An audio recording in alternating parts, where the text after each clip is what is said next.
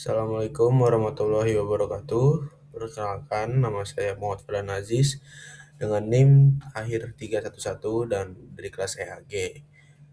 Kali ini saya akan mempresentasikan analisis strategi distribusi dan transformasi digital PT Mitra Adi Perkasa Tbk sebagai untuk UAS Bisnis Digital 2026.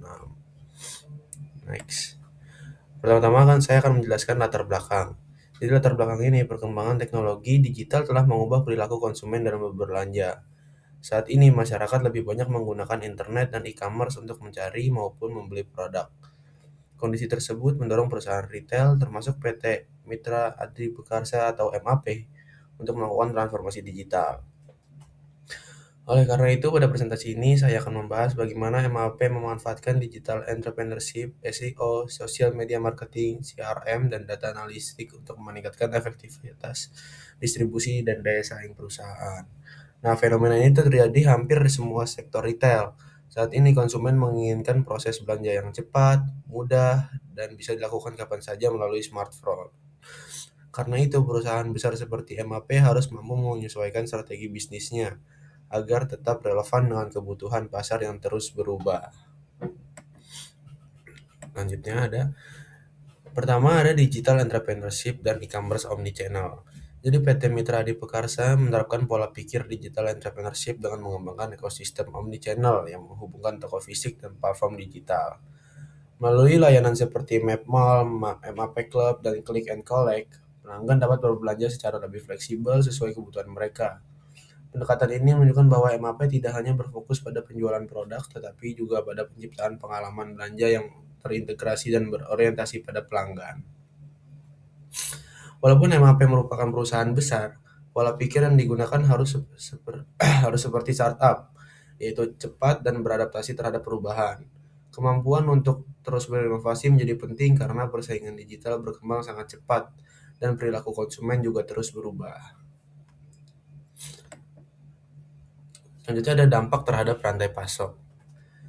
Penerapan teknologi digital mengubah sistem distribusi MAP dari model tradisional yang bersifat linear menjadi sistem yang terintegrasi secara real time. Informasi mengenai stok, pesanan, dan distribusi dapat dipantau secara langsung, sehingga perusahaan dapat mengalokasikan persediaan dengan lebih tepat. Akibatnya, proses pemenuhan pesanan menjadi lebih cepat, risiko kekurangan maupun penumpukan stok dapat diminimalkan, dan efisiensi rantai pasok meningkat. Nah, dengan sistem yang terintegrasi, perusahaan tidak perlu lagi menunggu laporan secara manual untuk mengetahui kondisi stok. Semua data dapat dipantau secara real time sehingga keputusan distribusi dapat dilakukan lebih cepat dan lebih akurat. Selanjutnya yang kedua ada Search Engine Optimization atau SEO. Nah, untuk menghadapi persaingan dengan penjual tidak resmi dan produk tiruan, MAP ini mempunyai strategi Search Engine Optimization agar platform resminya lebih mudah ditemukan oleh konsumen melalui mesin pencari. Optimasi dilakukan melalui penggunaan kata kunci yang relevan, penyusunan deskripsi produk yang lengkap, peningkatan kecepatan website, serta pembangunan otoritas domain melalui backlink dari media terpercaya dan kolaborasi dengan influencer.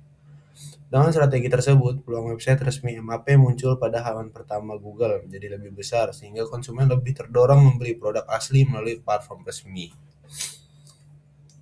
SEO ini jadi sangat penting karena sebagian besar konsumen biasanya mencari informasi produk melalui Google sebelum melakukan pembelian. Jika website resmi MAP berada di posisi teratas hasil pencarian, maka peluang konsumen membeli produk asli melalui platform resmi akan semakin besar. Selanjutnya ada social media marketing dan online advertising. MAP memanfaatkan platform digital seperti Meta Ads dan TikTok Ads untuk menjangkau target pasar secara lebih spesifik berdasarkan usia, lokasi, minat, dan perilaku konsumen. Setiap merek memiliki segmen yang berbeda. Zara lebih ditujukan kepada konsumen yang tertarik pada fashion, Nike dan Adidas konsumen yang aktif berolahraga, sedangkan Sephora kepada konsumen yang memiliki minat pada produk kecantikan.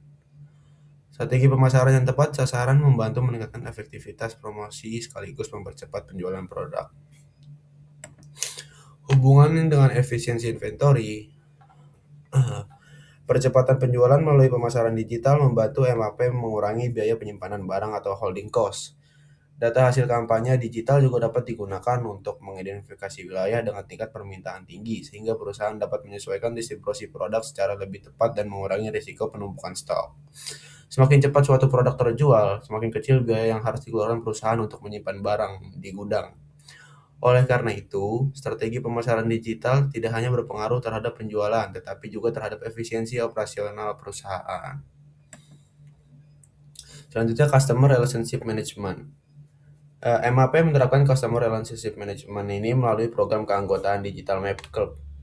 Program ini memungkinkan perusahaan mengumpulkan data transaksi pelanggan dan memahami preferensi belanja mereka. Data tersebut digunakan untuk memberikan promosi yang lebih personal, sehingga pelanggan merasa lebih diperhatikan dan memiliki kecenderungan untuk melakukan pembelian ulang. Strategi ini membantu meningkatkan loyalitas pelanggan sekaligus memperkuat hubungan jangka panjang antara pelanggan dan perusahaan. Pada era digital, data pelanggan merupakan aset yang sangat berharga. Melalui CRM ini, MAP tidak hanya mengetahui siapa pelanggannya, tetapi juga memahami kebutuhan dan keperluan atau kebiasaan belanja mereka, sehingga dapat memberikan layanan yang lebih personal. Nah, CRM untuk prediksi distribusi. Nah, selain meningkatkan loyalitas pelanggan, data CRM juga membantu MAP dalam memprediksi pola permintaan di berbagai wilayah. Dengan mengetahui produk yang paling diminati pada masing-masing daerah, perusahaan dapat menentukan alokasi stok yang lebih tepat sehingga distribusi menjadi lebih efisien dan kebutuhan pasar dapat dipenuhi secara optimal. Selanjutnya ada data analistik. Sebagai perusahaan yang mengelola ribuan transaksi setiap hari, MAP memanfaatkan data analistik untuk mendukung pengambilan keputusan distribusi. Predictive analistik digunakan untuk memprediksi permintaan produk berdasarkan data historis, tren pasar, musim, dan program promosi. Sementara itu, perspektif analistik ini digunakan untuk memberikan rekomendasi tindakan yang paling efektif terkait jumlah stok, lokasi distribusi, dan waktu pengiriman. Jadi keputusan bisnis yang didasarkan pada data biasanya itu lebih akurat dibandingkan keputusan yang hanya berdasarkan intuisi. Oleh karena itu, penggunaan prediktif dan perspektif analistik ini menjadi sangat penting dalam mendukung efektivitas distribusi MAP. Ada manfaat data analistik bagi logistik MAP. Nah, penggunaan data analistik ini membantu MAP mengurangi risiko dead stock, meningkatkan efisiensi rantai pasok, dan mempercepat perputaran persediaan. Selain itu, perusahaan dapat memantau kondisi stok secara real time dan melakukan redistribusi barang ke wilayah yang memiliki permintaan lebih tinggi, sehingga operasional distribusi menjadi lebih fleksibel dan efisien. Jadi ada kesimpulan atau conclusion dari presentasi saya. Ini transformasi digital yang dilakukan MAP melalui penerapan digital entrepreneurship, e-commerce, SEO, social media marketing, CRM, dan data analis berhasil meningkatkan efektivitas distribusi perusahaan. Integrasi teknologi digital tidak hanya memperbaiki pengalaman pelanggan, tetapi juga membantu perusahaan mengoptimalkan rantai pasok, meningkatkan loyalitas pelanggan, serta mempertahankan keunggulan kompetitif di era bisnis digital. Dari pembahasan yang telah dilakukan, dapat dilihat bahwa keberhasilan transformasi digital MAP tidak hanya bergantung pada penggunaan teknologi, tapi juga pada kemampuan perusahaan dalam mengintegrasikan teknologi tersebut ke dalam strategi distribusi dan pelayanan pelanggan secara menyeluruh. Oke, kurang lebihnya sekian presentasi dari saya. Mohon maaf jika ada kesalahan. Wassalamualaikum warahmatullahi wabarakatuh.